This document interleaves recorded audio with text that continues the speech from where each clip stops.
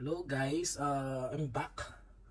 So for tonight's dish, we were going to cook sarsyadong tilapia na nakapili.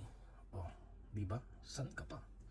Wala kasi tayo ditong yung alam mo yung nabibiling tilapia sa palengke guys, yung may ulo, may buntot, tapos may kaliskis, hasang, bituka. So sa atin, sa Walmart, nakapili na siya guys.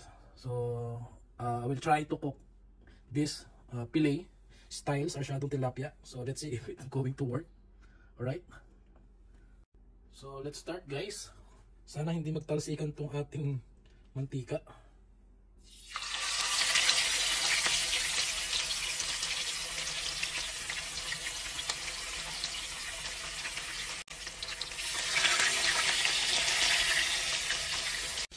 So itong tilapia natin guys, pinimplahan ko lang siya, sinison ko lang siya ng salt, pepper, and garlic powder. And then nilagyan ko lang siya ng lemon juice. Malapit na ito guys, hanggang na natin ito. Then shred natin yung last piece.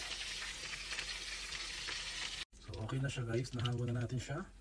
Sobrang ingat natin na hindi madurog dahil nakapili nga siya guys, no? Alright, for the last piece guys.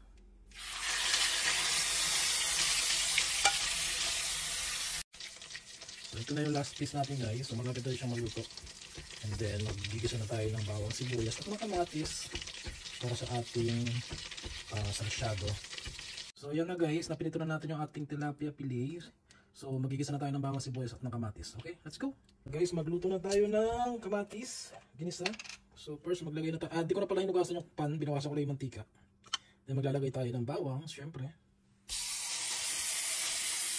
Siyempre guys, kapag may bawang, meron din tayong sibuyas. Hindi mawala ang sibuyas. So, hindi mo ko kompleto ang natipagisa pag walang bawang at walang sibuyas. O kung mayroong missing dun sa dalawa. And then kapag ganyan na yung ating bawang sibuyas guys, ilagay na natin yung ating iniwang kamatis. Okay, sabihin lang natin ito ng mga ilang minuto guys. Then magtitipulan tayo ng pampalasa. Patis, asin mo. Mahala na kayo guys. Siyempre, tatakpan natin yan guys para mabilis maluto yung ating kamatis. Diba? Diba?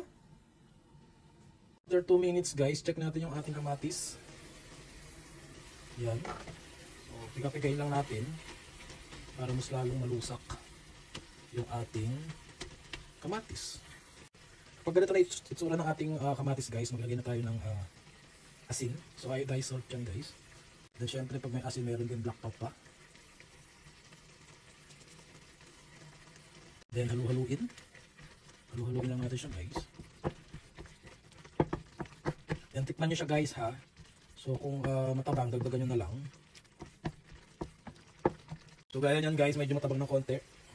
Dagdagan lang natin siya ng konting patis. So para sa ating huling ingredients guys, yung ating binating itlog. Dalawang small size lang na itlog to.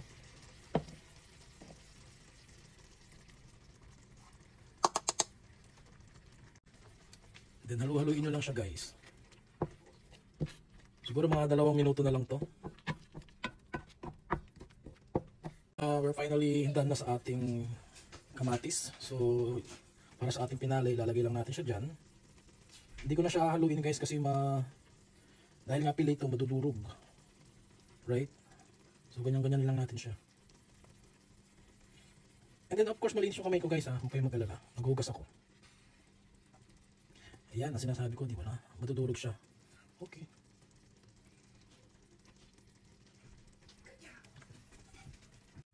Takpan lang natin siya guys, mga 1 minuto lang. Okay? Then we're done. Alright, let's check it again guys. And I think we're done now. But before that, maglagay lang tayo ng chopped onion leeks. Para kahit pa paano guys, maganda pala siyang tignan, di ba? Kahit simpleng sarsyado lang yung ating niluto. Ma-appreciate niya pang yan guys, diba?